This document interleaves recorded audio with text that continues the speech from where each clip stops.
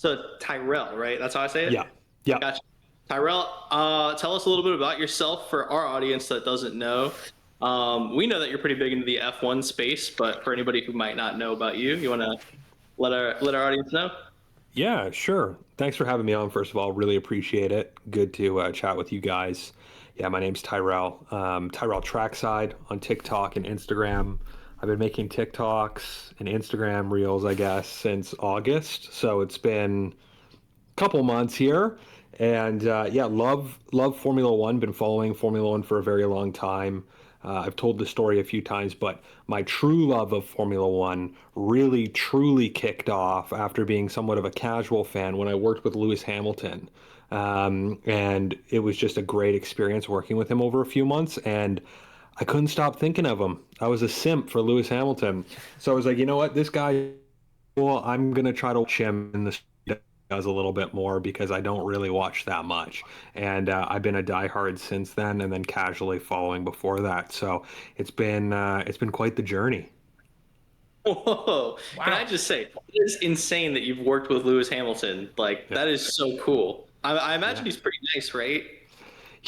So again, didn't know anything about him before working with him. In the job that I was doing at the time, I had the opportunity to work with, thankfully, a lot of great celebrities, music, actors, sportsmen, and women. So when I got the brief for Lewis Hamilton, it was like, okay, this guy's a race car driver in the UK. I fly over to, well, I ended up flying over to the UK and working with him. But I remember usually you do a briefing call and you get on and you're figuring out the segment. We were doing something in kind of the charity philanthropic space. And usually you're dealing with the team, at least at first. You're dealing with a manager, you're dealing with an assistant, you're dealing with a couple people. Lewis was on the call, on the first call. So that was already an indicator that like this guy was serious because you didn't see that a lot.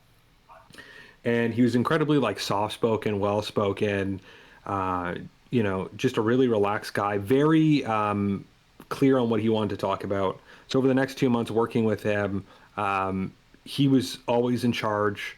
And then when we finally met in person, I'll tell you guys, Lewis was the most intense person I ever met. Not in a bad way, not in a like, like I'm like tight wound, but like he was just on a different mental plane than the rest of us. He just was so locked in that you could tell everything he did in life, he was just operating at the highest capacity. And he was incredibly kind and considerate to me and the entire team. He knew everybody's names. He was very passionate. And this would have been in the midst of him going, he had just lost 2016 to Nico Rosberg. So this was in amongst of the 2017 campaign, which he would have ended up winning into 2018. So, he was already a perennial champion and he was already operating at the kind of like peak of his ability. And yeah, he was one of the nicest guys I've ever worked with in the space. And I remember going home and usually you work with these celebs and they're nice. A lot of them are great. And then I just go on to the next job and I work on the next thing. But I kept on talking about him and my wife was finally like, like you talking about this guy all the time. Like, do you like just watch the sport? Like just go and watch him race. I'm like, that's true.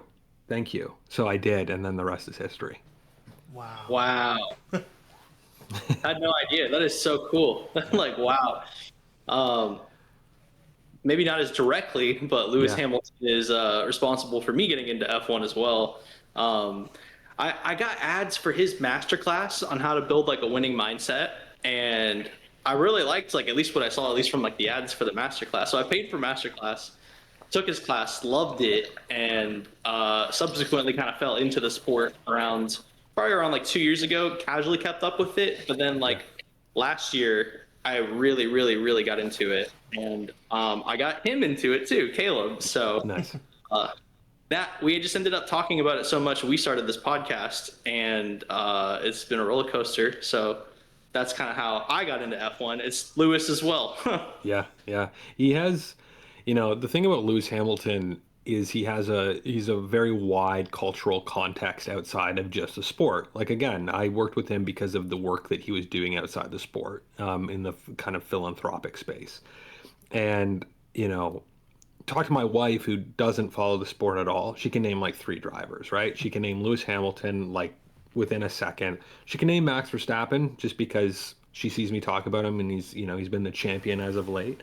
And then she can name Lando Norris, who also is kind of like following in that Hamilton footsteps a little bit in terms of like expanding his reach outside of the sport with what he's doing with like Quadrant and other things. He's just more culturally relevant and marketable in a lot of ways. So, Lewis Hamilton has this very wide, net he casts, whether it's his fashion, whether it's kind of some of the cultural stuff, whether, it's owning an NFL football team, in the Denver Broncos. Like this guy has expanded out, and that's why a lot of folks come to the sport, and that's fantastic because you kind of need those flag bearers in a lot of ways. Similar to Daniel Ricciardo is the reason why a lot of people got into Formula One because he was such a character in Drive to Survive. Like I don't know how you could hate Daniel Ricciardo. He was such a lovable character, and then he was like a demon behind the wheel. So it's like you need these types of characters to really kind of help bring the sport to a new audience. Nothing wrong with the old audience, nothing wrong with the old petrol heads that have been watching the sport for 40 or 50 years. But if you want to evolve and grow and keep on getting new fans, like you've got to do it in ways sometimes that aren't just motorsports related. Because frankly, it's not the easiest sport to get into. It's not like we grew up karting around like you would, shooting a basketball or, playing soccer with your friends where it's easier. Karting and motorsports is so, elevated and removed that none of the people that I know up here in Canada where I grew up, nobody really watched motorsports a whole lot. So you've got to kind of get it in another way, I think, a lot of the time. Yeah, I totally agree. I feel like for most of like at least like I'll add U.S. and Canada as kind of like a North Yep. America type thing. It's not like huge. Usually, if you mention motorsport here, it's just people automatically default to just thinking NASCAR. Um, you might have like those old guys that are like, "Oh yeah, IndyCar," and like that's it. Yeah. But like I didn't really get into motorsport until like my 20s. It's just not something that's super. I don't really find it super. Well, it's growing in popularity, but like Yeah. since like we grew up, right, it's not really been something that's been as popular as it is now, I think. Yeah, certainly. And like prior to my Formula One obsession, I had watched a little IndyCar. I'd watched a little NASCAR. I had an ex-girlfriend whose dad loved NASCAR, so I'd watch the races with him sometimes. And I never loved oval racing. I think that was really kind of the ultimate um, reason why I didn't get into motorsports because I watched sport a lot. Like I grew up a diehard basketball guy. Like I would be watching a basketball game every night, and I would watch every sport. But I didn't love oval racing. I watched a little IndyCar. I went to the Indy 500. I've done a few things, but like it never was really anything more than a very casual thing.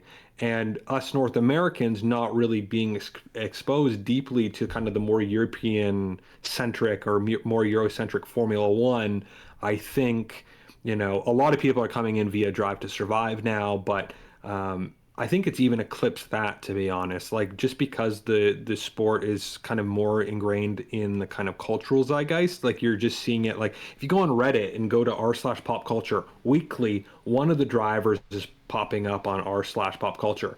I would wager that demo is primarily women, to be honest, and they're probably under the age of like 35 to 40. You'll see like Lewis at like something, or you'll see Charles with his like dog, and it's like, oh, and people know who these people are, and it's like that wouldn't have been the case 10 years ago. So the sport is growing in a way, and like I think it also has some growing pains because of that, because you're reconciling people who followed Formula One for years that I would consider diehard fans. They know about the sport at a deeper level, and now you've got people coming into the sport for all types of different reasons in all different ways, and you're trying to reconcile that against people who are like the diehards. And I think you're seeing some tension there, but like this is a necessary part of it if you want the sport to grow, I think. Yeah, yeah, I totally agree with that because you have like the two camps I like to kind of think about in my mind where like you said like you have like the old petrol heads Yeah. that have been like 40, 50 years super into F1 when no one knew what F1 was. and Yeah. then you have like the Drive to Survive people and like the more modern people, and it's kind of their issue. I think their biggest issue is kind of bridging the gap between the two, making everybody happy, for Yeah. sure. And it's an ongoing challenge, I think, too. Yeah, and it's difficult because like I wouldn't say I'm like a normal fan. Yes, I've only been watching like I would say for about 10 years, but I went back and really watched as much as I could. So I've pretty much watched every race that I can get my hands on from 1970 till today. So like I've seen most of Senna and Prost. I've seen Mansell. I've gone back and watched Niki Lauda. Like I've watched a lot of the sport to kind of fill in the gaps. So when I'm talking about things, I feel like I have a breadth of knowledge, which is important for me as somebody making content, but like that's not the expectation or what's reality for most people, right?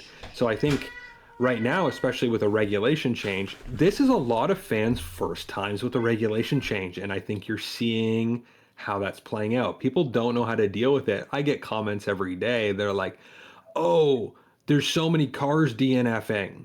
It's like, yeah, that's pretty common and par for the course for a regulation reset. Or if you go back like as little as 8 to 10 years ago, you'd have cars DNFing every single race. The reliability that we saw in the last 4 to 6 years is kind of like an outlier, not really the standard. So, and there's nothing wrong with like those comments or anything, but it's just like, okay, yeah, a lot of people, this is their first time through a regulation change. This is the first time they're seeing this kind of like tug and pull with the cars and everything like that. So it's been an interesting thing to watch from where I sit. Yeah, you definitely bring a very unique perspective considering like all that background knowledge you have. For Yep. me, it's definitely my first regulation change that I'm like witnessing live in real time. Yeah.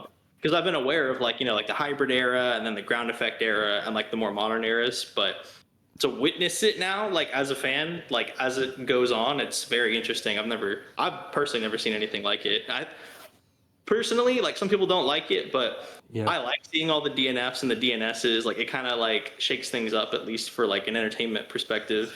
Yep. Yep. And that's part of it too. It's like there's a push and pull. I think what I've really kind of noticed in the last couple of years is Formula One means different things to different people.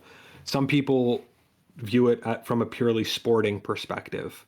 Some people view it from an entertainment perspective. Some people are like, well, it's actually not really about driving, it's about engineering excellence. Some people are like, no, it should be about drivers. And like, none of these things are like incredibly, it's not a binary thing. It's not you're right or you're wrong, but it's just like it's meaning different things to different people. And that's where I think some of the tension is because yes, this series is very much about engineering. It is about the car. It always kind of has been. Does that mean that drivers are irrelevant and they're not important? Of course not. They are incredibly relevant and important for so many reasons. Um, is it entertainment? Most certainly. It's on TV. It has sponsors. That's because it's an entertainment product, but it's also sporting because it's competitive and you're trying to compete for something. So it's like it's a combination of all of these things, and there are a lot of problems with the regulations right now. But like that has always been the case, and there's always been weird stuff in Formula One. I was just thinking back to 2000, I think it was 2007, 2008 qualifying was this weird thing where you had to like load the fuel in your car and you had to basically there's all these weird rules about fueling in the car and when you could and couldn't put fuel. So you'd have cars going around in qualifying doing like 20 laps to burn off fuel for the perfect run. That way you could refuel a certain amount because every lap you did you'd get this much fuel back. So again, it's complicated and it doesn't make a whole lot of sense. So Q3 was actually a lot of times not full throttle, not full out. What people are complaining about now, qualifying sucks. It's like, yeah, it's not great right now, but it's like this isn't the first time qualifying hasn't been great, guys. They figure it out. You got to let them figure it out, right? So it's like this Yeah. sport has always been about the push and pull and the tension between like pushing it too far and not pushing it far enough. Somebody finding a gray area, exploitation, politics, the levels of just craziness teams used to go to hide things, espionage, all this stuff. It's like a soap opera, like this is the sport. Yeah, absolutely. Yeah, no, there's so many moving parts to it besides like, if you're not a fan, a lot of I've talked to some of my friends and they think it's just, racing in a circle, which, in technicality they're right, but, you know, there's so much like nuance to it where it's like you said, there's engineering, there's an entertainment aspect, it's also like a soap opera as well.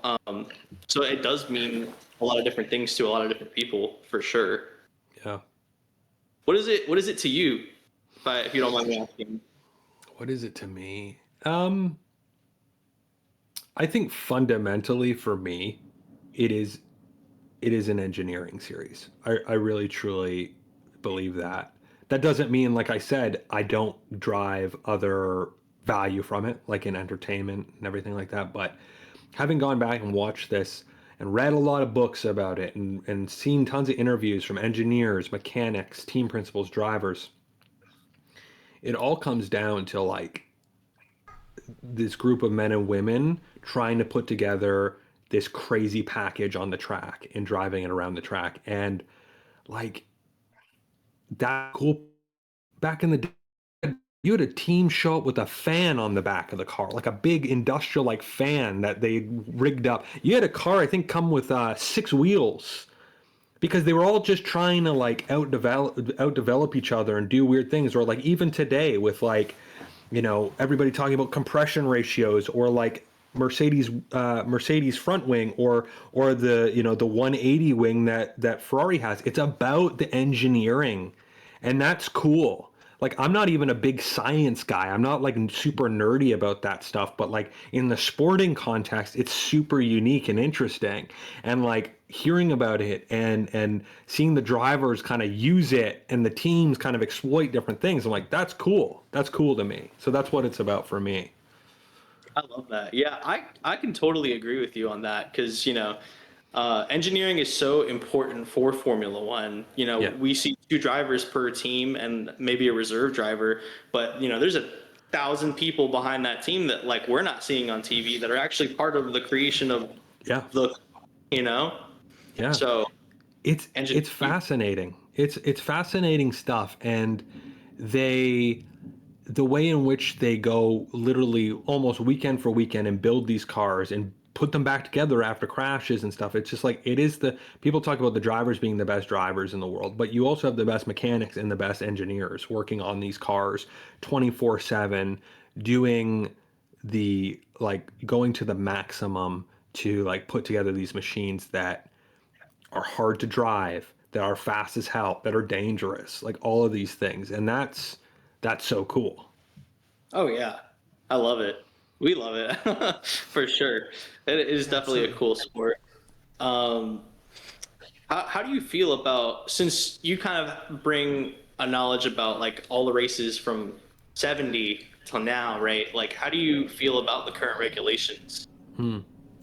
yeah. The I think they're a mixed bag so far, which I fully expected because again, following the sport, we've been talking about these regulations since about 2023.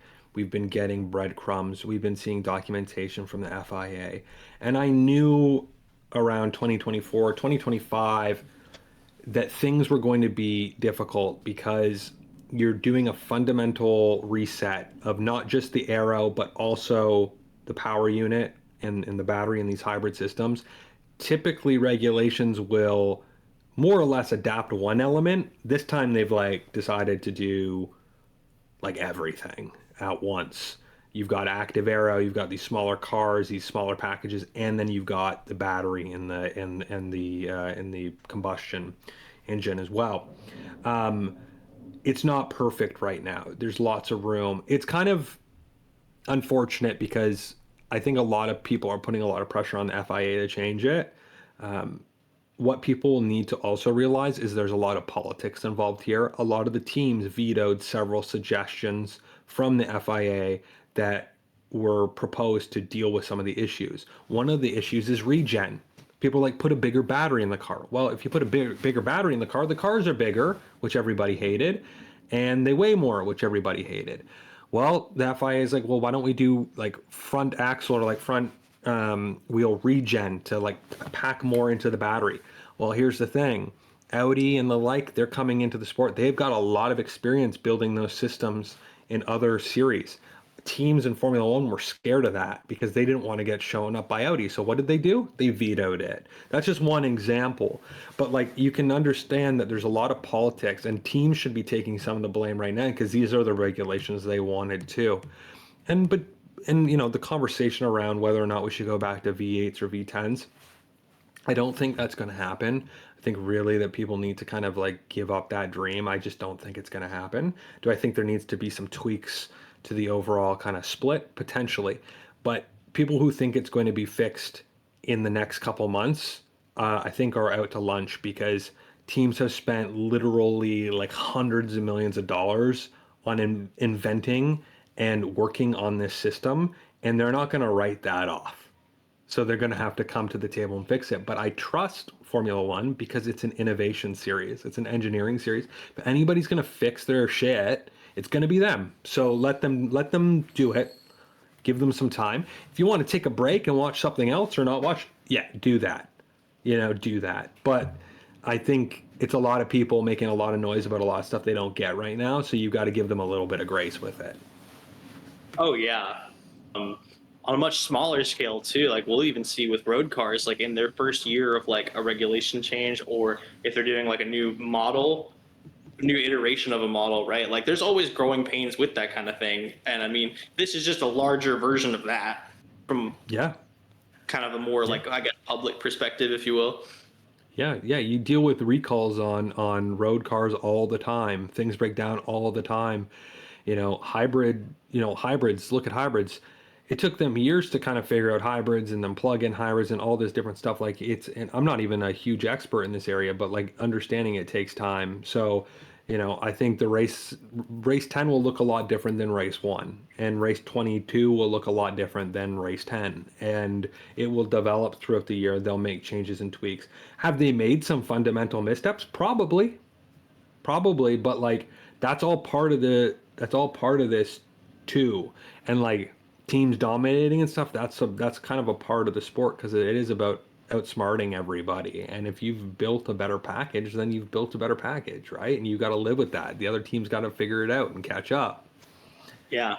It's kind of the name of the game with Formula One, right? Like at the end of the day, Yeah. it's a competitive sport. People are Yeah. competing and there's going to be a winner. There's going to be losers. Like that's just how it Yeah. works. Yeah, it's not a stock car series. That's why I don't watch stock car because like I don't want to see them all in the same car. Like I want to see the teams develop something crazy and go out and fucking destroy somebody. Like that's what I want to see, right? So, Yeah. I think it's more fun that way, honestly. yeah, I'm not a Red Bull fan, but like did I really complain when Max was dominating for 4 years? No, because it's just like good props to Red Bull. They figured it out. Nobody else is really competing against them. You've got the opportunity, you didn't do it. Like it's the name of the game. Yeah. Yeah, totally. Absolutely. So these regs, I think they're supposed to last until 2030. Is that right? Something like that. Yeah, I think so. Oh, wow. How do you see these like regulations from their baby phase, which is right now? How do you see them kind of ending up if you can predict that? I think it's difficult to predict. I don't know if I'm the best person to predict it either, but I suspect there will be some minor changes this year Hmm. throughout the season, and then I think they will look at some things in the off season, but I would not expect it to be as big as people think because again, the amount of investment that has gone into this, they're going to see these regulations in some variation through for at least a few years to make that investment worth it. Now, what's difficult, and that's why they're paid the big bucks to do it, is you've got to balance everything. You've got to balance the sporting regulations, you've got to balance the entertainment factor, you've got to balance, making sure that fans are liking it. And to be honest with you, this is anecdotal, we'll see. Is there a lot of noise about a lot of people not liking it and like, I'm not watching this sport anymore? Yeah, but it's like anything. They're really loud about it, but the most of the people I talk to, just like normal people, so like the races have been super fun. There's like on track racing and stuff. They don't watch qualifying. Most people don't watch qualifying. Most people watch the 10-minute clip on YouTube. Like I watch qualifying. I love it. I watch the free practices too. I love it. But like most people don't watch that. Most people watch the race on Sunday, and they're seeing Lewis Hamilton and Charles Leclerc go toe to toe for like 20 laps and keep it clean.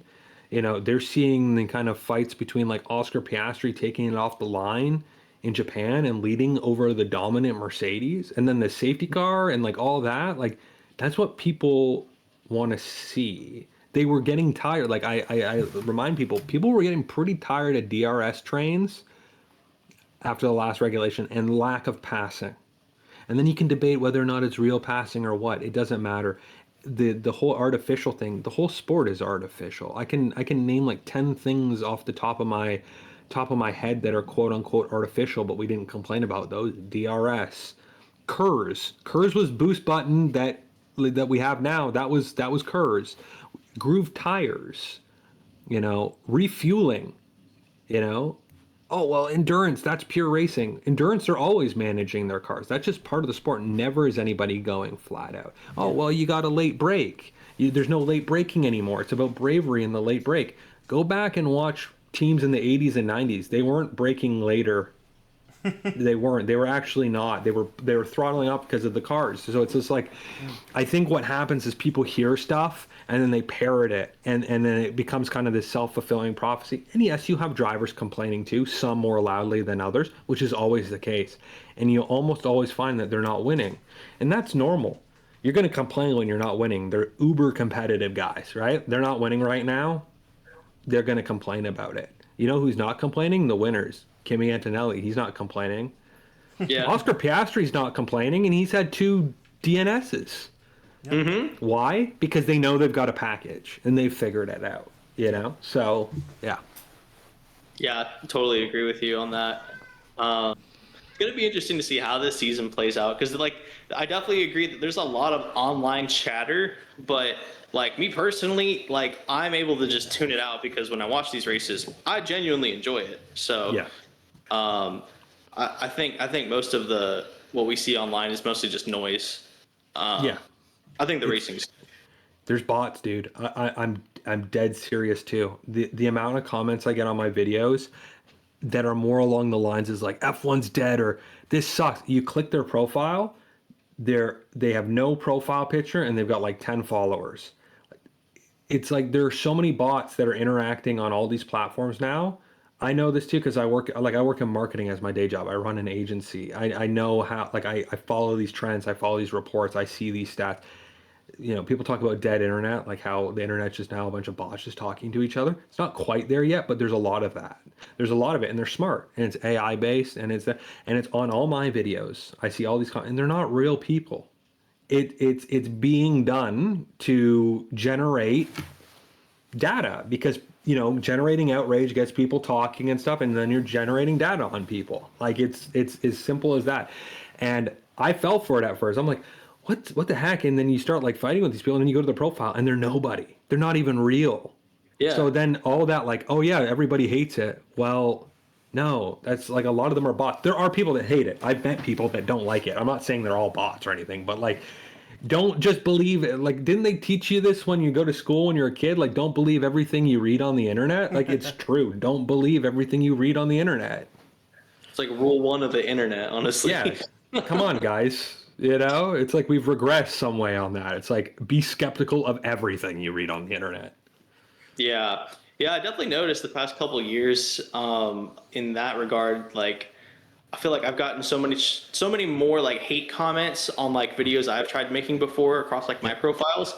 And at first I got like really upset about it because I was like, oh my God, like I'm literally getting like bullied right now by these people. And then like you said, like you look at their profiles and it's like, oh, this is a bot. This is like a page bot. Like that's all Or it is. people that want to dunk on you because they have a terrible life and they gotta feel like they've got power over something. I always see it as a bit of a compliment because like if somebody's paying attention to me like that, even if it's in a negative way, you probably know you're doing something right. Like I've had people send me death threats already, plenty actually. I've had people make videos about me that just are engagement bait or rage bait, and it's like I do block these people. Don't get me wrong, because I don't like engaging with that. I don't like getting to that level. But I do know, hey, I'm doing something right. Because everybody that makes something and puts themselves out there, they're going to have a contingency of haters. It doesn't really matter how good or positive or right you are, you're going to have a contingency of haters. And then you add in the whole bot angle, and then you just find yourself in this kind of like wasteland. That's the internet, right? Yeah, yeah. Cesspool that is the internet. Yeah, we've encountered that. Like when we first started our podcast, Yeah. like on our Instagram, like we would post clips of whatever episode was current, Yeah. and we would just get like hate comments. And you know, now looking back, it's like, okay, yeah, we were off the bat doing something right, but like at the time, it was like, oh, oh, Yeah. Yeah. And it's like, I was just listening to an interview with somebody I admire who's like been in the public space for a very long time. And he actually doesn't read any comments because he's like, I'm pretty firm in my convictions, and reading the comments, it will upset me, but will it ultimately change my mind about things? No, absolutely not. So he's like, I don't read them. And that takes a lot of willpower, I think, because like I read comments. I also want to engage because it helps my engagement, like selfishly. Like I do want to engage, and I do like discussing things with people. Do I think that discussing things with people in the TikTok comments is always the best use of my time and like the best and most nuanced and engaging debate? Absolutely not. It's usually bad faith. It's usually stupid, but like that's just kind of the name of the game, right? yeah, yeah. That's the name of the game. It's just how it goes on this crazy roller coaster called content creation. Yeah. Oh man. I guess making it a little bit more personal, not too personal, but I saw your Williams hat. I gotta say, I Yeah. love Williams. Huge fan. Is that your favorite team right now, or who's your favorite team if you have one? Yeah, Williams is my favorite team. When I started watching the sport, and then going back and watching the history of the sport, I was really attracted to Williams. Frank Williams started Williams as a privateer team, which is crazy because he was going up against the likes of like Ferrari and McLaren, who, McLaren too was a privateer team that developed into something bigger. And some of these bigger, big dogs. And I liked the ethos and the way and the determination that Frank Williams went about building the team and having success. I've always been a fan of Williams drivers. I'm a big like Prost fan, so like there Williams has always kind of been that team, and then I like an underdog. So since around like 2015, 16 when Williams kind of really started tanking, I've been rooting for them to make a comeback. And now, obviously for years watching Mercedes and seeing James Vowles at Mercedes, seeing him go over to Williams was interesting. I'm a huge Alex Albon guy. If it's not Lewis Hamilton, my other favorite driver on the grid currently is Alex Albon. So like following his career and watching him kind of like really kind of come into his own at Williams. Yeah, Williams has always kind of been the team. I love Williams, and I always will. Love that. Yeah. No, what got me into Williams is just seeing like I'm a newer fan for sure, and seeing James Vowles kind of do like these like reports after these Yeah. races that they're in, like the debriefs and everything, and him like explaining to the fans about like, hey, this went wrong, and we're trying to fix this, and this is where we're trying to go. Like the transparency that they like show online, I haven't seen it from any other team, and I love the direction they're trying to go. So that's what made me a huge fan. I'm just like, wow, like no other team is talking to like their fans like this, you know? Yeah. Yeah. So No, it's great. James Vowles is an interesting character. Watching interviews with him, like I admire him a lot and his kind of leadership style and stuff like that. And yeah, like I think this year there's been some criticisms that I have for the team, but overall, like it doesn't really matter. At the end of the day, I'm a fan and I will support Williams. But also the great thing about the sport is like I genuinely enjoy most drivers and most teams. Am I critical of most drivers and most teams? Of course. yeah. But that's the nuance that is required. Like people think I'm a hater of X driver or X team. I'm really not. I'll call out what I feel like needs to be called out. But generally, I support everybody because there's only 22 drivers on the grid and there's 11 teams. Like it's not this massive, 30 team league so it's like it's easy to follow everybody and like root for people and root for storylines. So yeah, I can find something I like about almost everybody in every team. Yeah, I would definitely say I'm in the same boat. Caleb, you are too, I like to think, right? Yeah, Yeah. yeah. I'm primarily a Mercedes fan, like, because Lewis Mhm. Hamilton, he left the team I didn't. That's what I like to say. Yeah, yeah, But like, it's been so easy for me to like root for other people too. Like, Caleb's a super big like Leclerc fan, and I find myself just loving Leclerc. Like, I love his yeah. driving style. It's like I think probably my favorite. And Max Verstappen, love his driving style, love how he's just like so purist with like racing, right? And Hmm. maybe not necessarily the biggest fan of like Red Bull, but Sure. Max Verstappen, he's awesome. I get, like you said, I can find a lot of good things about most of the drivers and the teams, because it's just, yeah, like you said, it's a small pack. Yeah, So yeah. It's like I don't know if you guys watch a bunch of other sports, but like I mentioned, I grew up being like a diehard basketball guy, and like I followed the Toronto Raptors because like when I was a kid, they came to town in like '95, so it was like I was the perfect age, and like being a Raptors fan, diehard through and through, and that team and those players for so long, like it is exhausting being a fan of just like one thing, right? Especially when the team's not doing well or, whatever it may be. So when I started watching Formula One and seeing how few people there were, I was like, I'm gonna try to approach this as more of like less having like necessarily a team or a driver and just kind of following everybody. And I found I was enjoying things so much more. Naturally, you're gonna gravitate towards certain drivers and teams, but like I'm not the biggest Max Verstappen fan in the world, but I was cheering for him last year to win. You know what I mean? And am I cheering for him to win this year? No, I'm very critical of him. So it just shows like there's the ebbs and flows of everything. And like yeah, that's great as a fan because you can kind of like find your storylines each season and you can root for certain things to happen and it's like makes the whole experience so enjoyable. yeah, absolutely. That's something I went into with Formula One that I didn't expect because I was thinking of it as more of like an American sport where like, Yeah.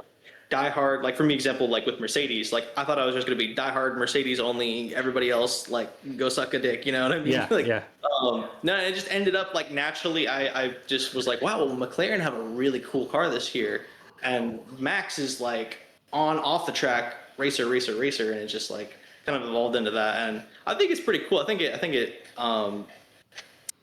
It's cool how you can end up as like starting at one point as a fan and then just go into, like you said, like follow these storylines and follow these like people, and it changes like dynamically. Yeah.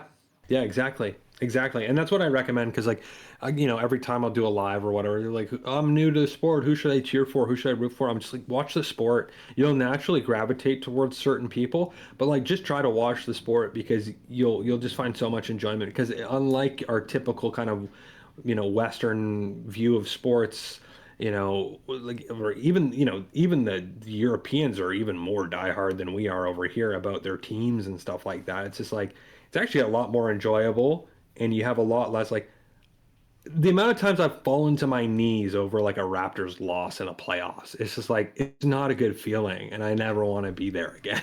You know what I Yeah, mean? Like it's like I was a huge Mavericks fan up until they yeah, traded Luka Doncic to the Lakers, yeah, which I was yeah, super upset at. So I yeah. understand what you're saying with that. Yeah. Yeah. Yeah. Well, yeah, because it's like whether it's the Doncic Mavs trade, which is, obviously, I hate to say it, it's going to go down as one of the worst moves in the history of the sport. Thank It's you. like, how do you, as a fan, especially if you've been a fan for a long time, how do you reconcile that? And like, how do you still support? It's just like, Yep. what the heck, right? It doesn't make sense. Where if you're a fan of multiple things, and multiple drivers, multiple teams, it sucks, but it's just like, okay, I'm still watching for this and Yeah. that, and it kind of makes it a little bit more bearable. Like when Lewis decided to leave Mercedes and go to Ferrari, I didn't really like that personally, but Me like neither.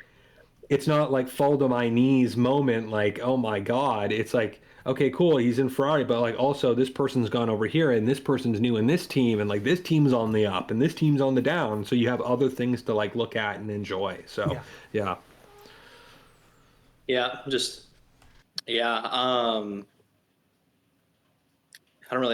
I don't have anything much to add. I think you guys kind of took the words out of my mouth on that one. Totally agree with y'all. Um, Hmm. So question for you, Tyrell. You would you say you're like still kind of building out your following for Instagram? Still working on it? Yeah, yeah, I would say so. Like again, I started in August making just TikToks. In about October, November, I started posting everything on Instagram too. The Instagram has grown faster than the TikTok, I'll be honest. And they're pretty much neck and neck now in terms of following. It's been super interesting watching that. Probably it's faster too because I dialed in my content. I experimented a little bit more on TikTok, kind of found my style and what I'm doing.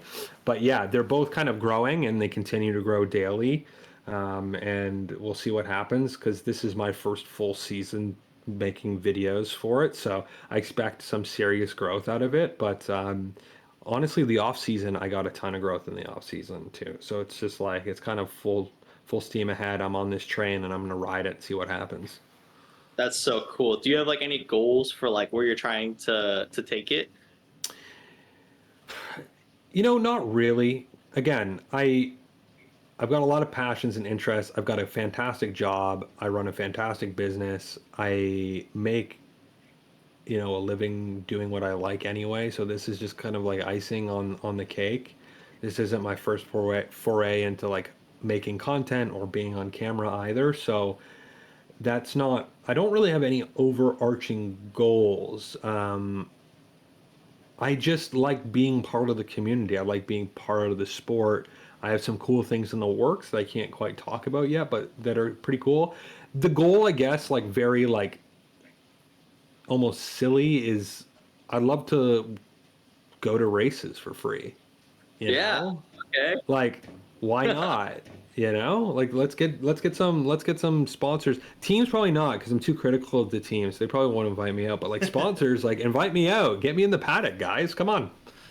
Paddock Club, dude. Come on. Yeah, I can totally relate to that one. That would be sick. If we yeah, could get our podcast to like that level, that'd be awesome.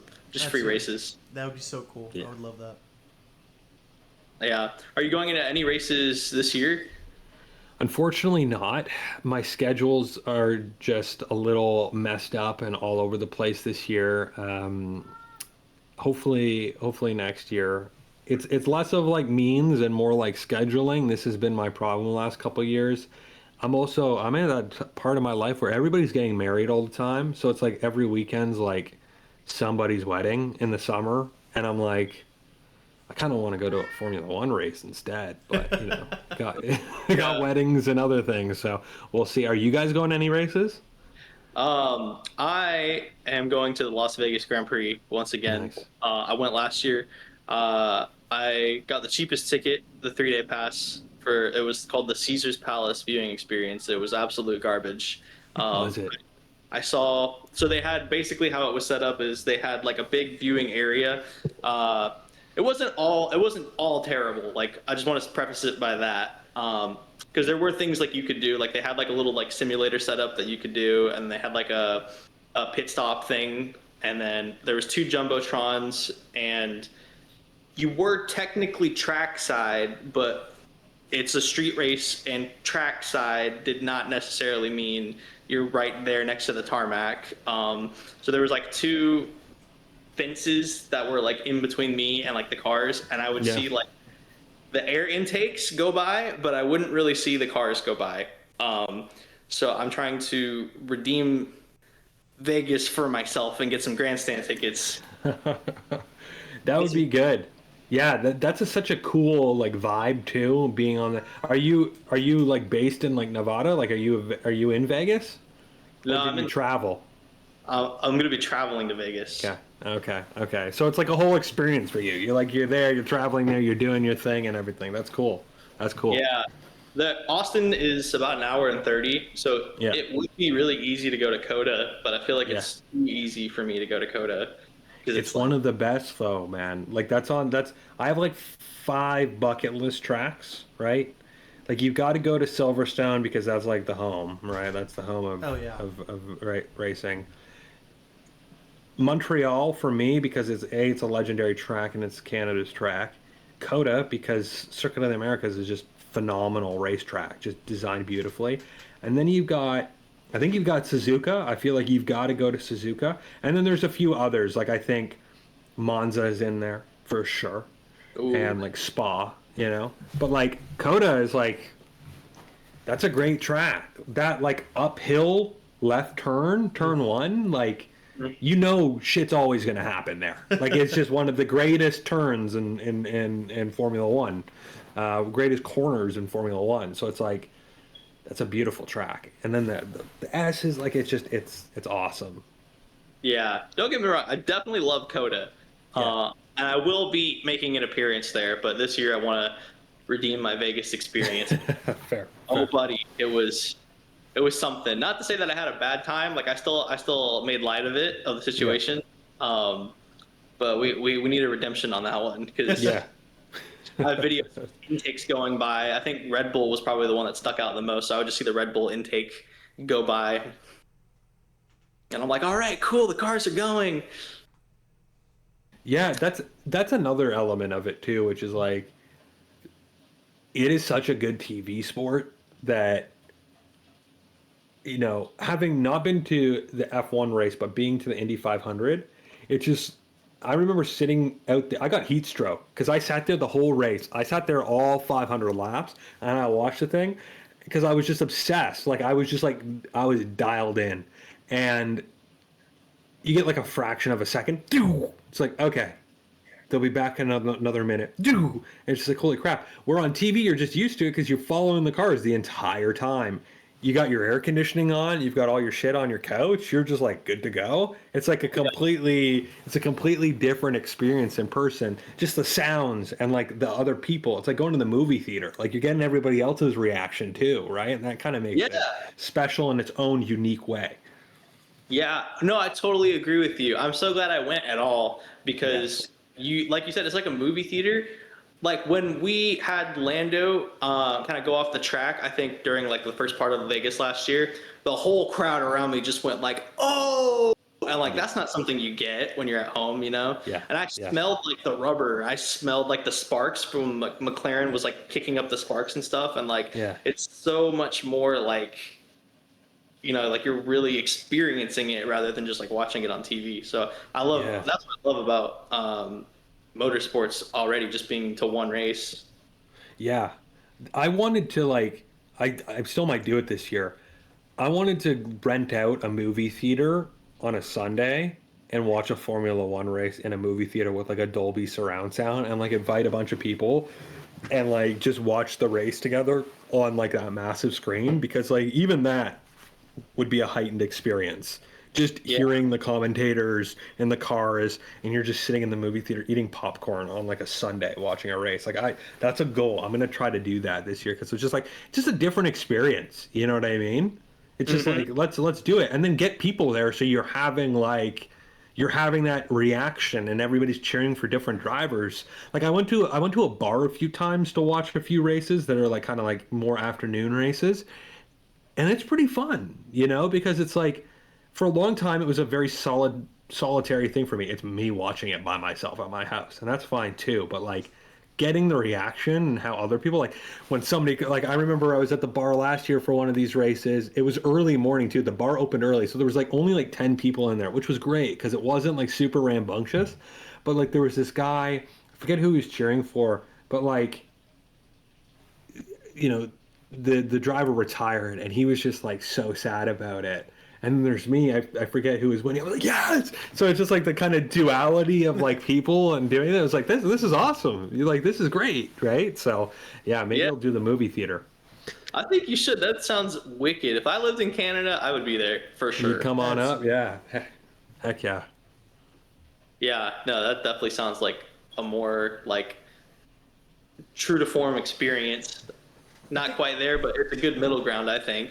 Yeah. I think they're doing something like that down here in the U.S. for some of the races. They're showing some in the movie theaters. I remember hearing about that or hearing that somewhere. So it's just interesting that you bring that up because that would be awesome. Yeah, like imagine like the Alamo Draft House or something does like an F1 series where you're just like chilling at the theater watching F1. Like I feel like that would be a cash cow too. Like it's big enough now that like those tickets would sell out.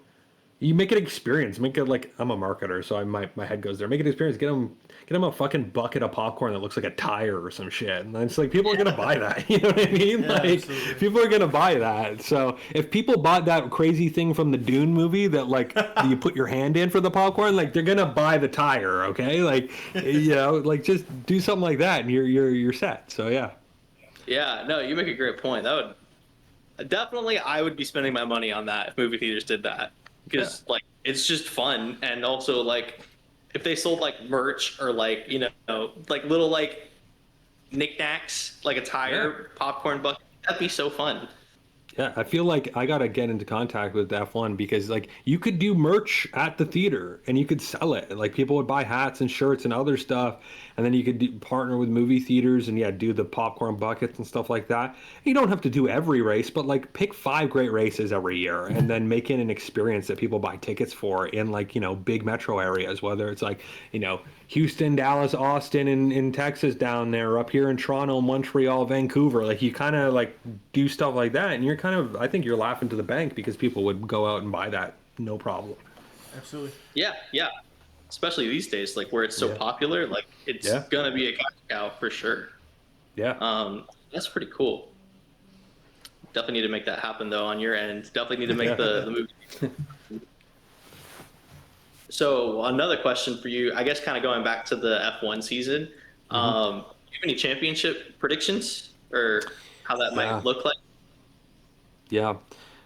I'm still sticking with George Russell. Like Kimi Antonelli's won 2 races here, and this is the beauty about F1. Like George Russell, I think has been unlucky the last 2 races. He had deployment issues this past race. He had qualifying deployment issues last one, and Kimi Antonelli's capitalize off of that, and that's what you have to do. That's what you have to do. So props to Kimi Antonelli, like great poise, great results. But I think over the course of the season, George Russell is just too consistent and too good and is faster right now on raw pace than Kimi Antonelli. So I think he'll net out. But what he's got to do is he's got to work that out and pray that McLaren doesn't catch them. Because I think if McLaren catches them, I think you could see Oscar Piastri in there.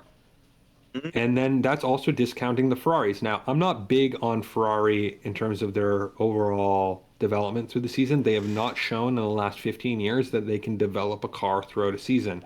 There have been multiple seasons where they come with great cars. 2017, for example, like those later Seb Vettel years at Ferrari, they took it to Hamilton, especially first half of the season. Then they'd fall off a cliff in terms of development and they get outdeveloped. Are they starting to already get outdeveloped at race 3? I don't know. After Japan, McLaren looks pretty damn good out there. They look pretty damn good. And that's discounting the world champion, Lando Norris, too. So it's like, if you get those two in the fray with George Russell and Kimi Antonelli, you could have a really good battle on your hands. But I still think George Russell is the best driver out of those whole lot, to be completely honest. I think he's better than Charles Leclerc. As a huge Charles guy too, I just think the consistency, like I just think George has a slightly better package and he's a more consistent driver. But I would love to see a George Russell Charles Leclerc battle for the championship. I would love that. That would We be saw inklings of that battle with Max in 22, and it was cool. And Charles is way better now than he was in 22. So, like, yeah, and Kimmy, man, like, look, if an 18-year-old wins a championship, that's crazy. That's like a crazy storyline. First Italian driver to do it in forever. Like Italy would go insane. Kimmy's such a young, likable guy. Like that would be a cool story too. Or Oscar Piastri, does he come back and redeem last year? I think people still see him as a champion in waiting. He's still incredibly young. Does he use all the experience from last year to come back? He's doing great in qualifying. When he actually gets to race, he's showing that he's not a fraud, that he can still do it. So let's see what happens.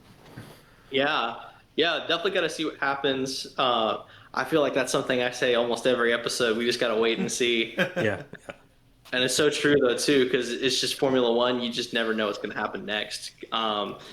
I didn't expect McLaren to come back so strong in Japan. Um, and Ferrari to kind of like take a dip like that. So, Hmm. it really is anybody's game. George Russell, though, that's a good prediction. Kimi is on a hot streak right now with these 2 wins, but I think he definitely does make more mistakes than George. He George, does. his online nickname is Mr. Consistency for a reason, right? Yeah. Kimmy Kimmy Bennett, like, and again, this is Formula One, so if anybody's like, well, Kimmy did benefit from the safety car, and that's part of the sport, but like, he dipped down from P1 to P6 at the beginning of the race. He's got to work on his starts. George basically had that race in the bag, took the gamble on the safety car, and it didn't pan out, and that happens, right?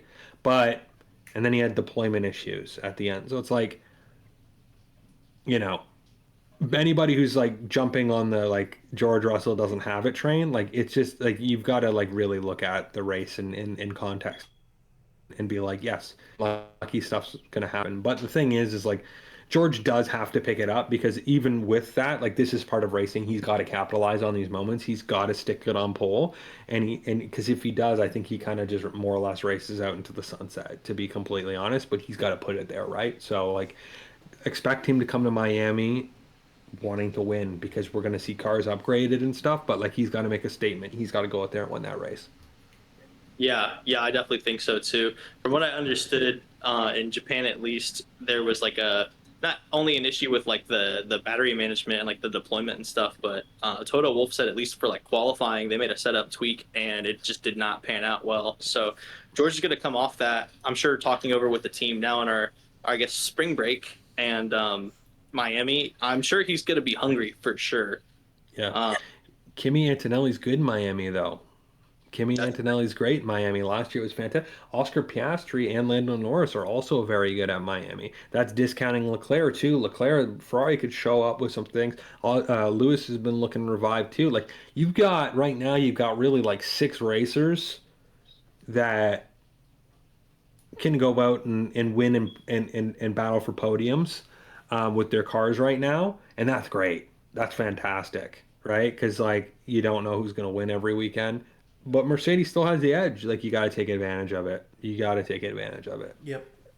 yeah, because if they don't take advantage of it, I mean, they're just going to fumble it, and it's Well, going this to is the thing. Like, we kind of said you have 6 races because I think the compression stuff is all really noise. Like, I don't really think it's going to be a huge thing, but like, you are the dominant car. You've got to go out and win those first 6 races. And like you've got to kind of make your mark. You can win the season in those 6 races because like if you're dominant, like I'll be honest, if Max Verstappen was in that car, do I think he might have won the first 3 races here? I think so.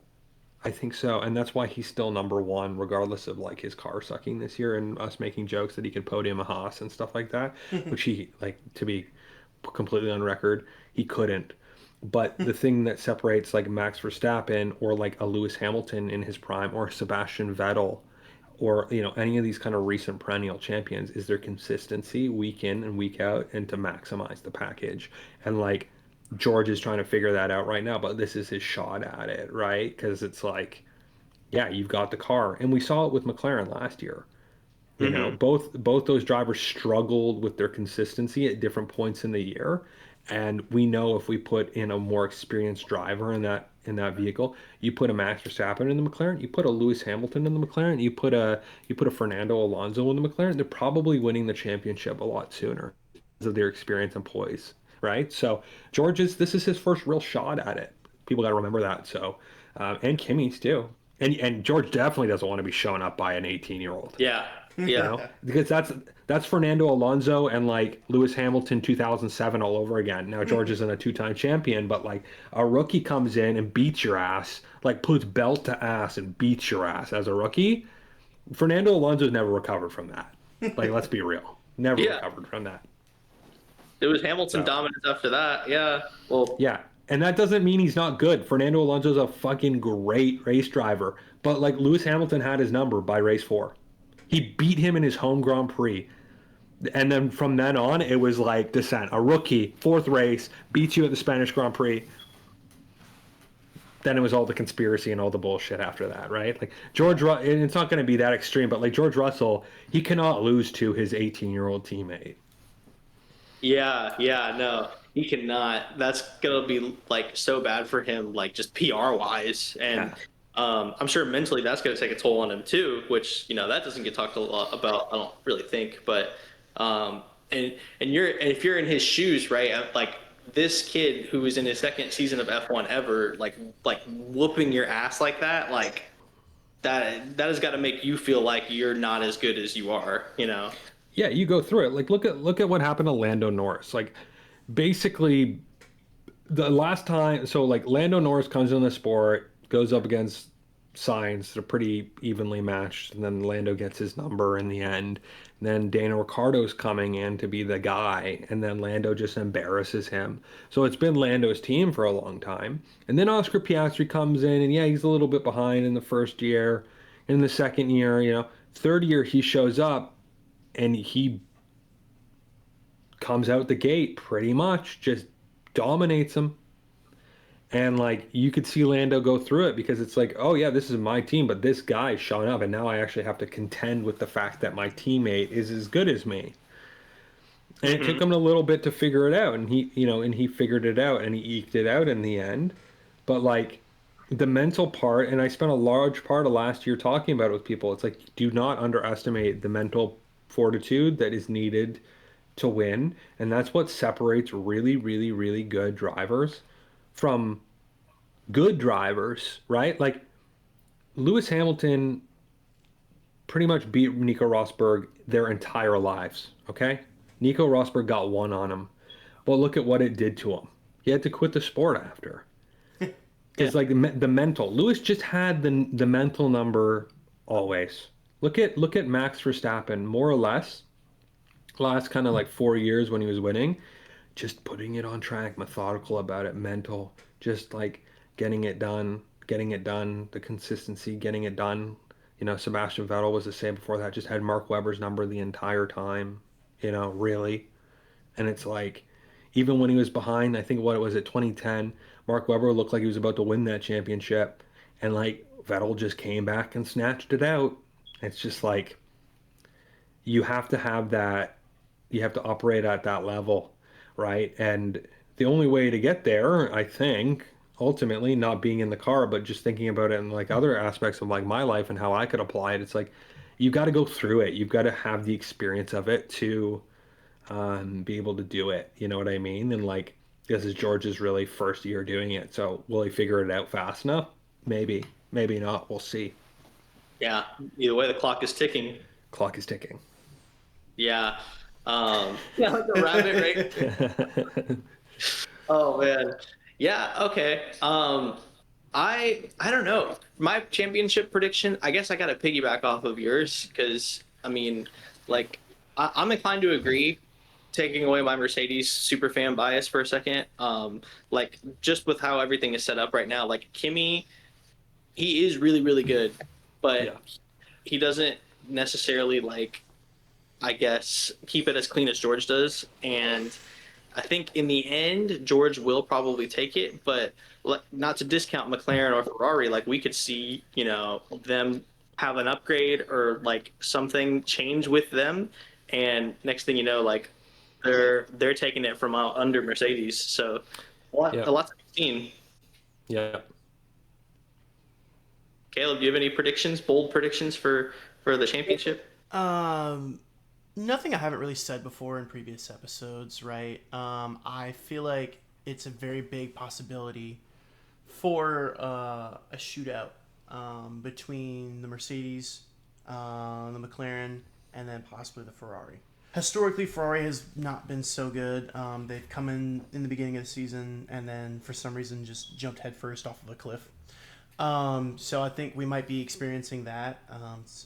I've been eating because I've been like, oh, it's our year, we're so back. But the actual trend is they'll do pretty good the first half of the season and then just pew. So um, I'm a little bit hesitant to put Ferrari up there just yet. But in any case, I think there is a very high possibility between McLaren, Mercedes, and possibly Ferrari for a shootout for the WDC. As far as specific drivers, you guys pretty much hit the nail on the head. George is more consistent. He's got more experience. Kimi's got a really good pace, but he needs to clean it up and he needs to tighten it up if he has any shot at genuinely getting a WDC this year. Yeah, for sure. Right on. Um, I I think I'm out of things to say, honestly. I feel like this was a really cool conversation. Unless Tyrell, do you have anything that you want to bring up? No, just I appreciate you having me on and listening to me rant on about the sport. Um, yeah, great convo. Appreciate it. If people want to check me out, you can find me Tyrell Trackside. I try to make videos every day. Come and debate me. Join the line. You can send me a death threat if you want to. That's cool. I'm collecting them like Infinity Stones, so I'm ready to go. But no, in all seriousness, yeah, it's been fun. I've been loving being part of the community, and yeah, thanks for having me on, guys. Appreciate it. Absolutely. Yeah, thank you so much. Thank you for chopping it up with us about F1 and motorsports. And yeah, look forward to hearing from you in the future again. And how do I say this? We're growth. I don't know how else to word Cheers. that. There's probably a better way to word it, but we're here for your growth. Likewise, the journey of content and dominating the game. We'll be on that journey together, boys. So it'll be fun to watch it happen. Absolutely. Yeah, love to see it. Well, cool. Have a great rest of your night. Yeah, cheers. You too.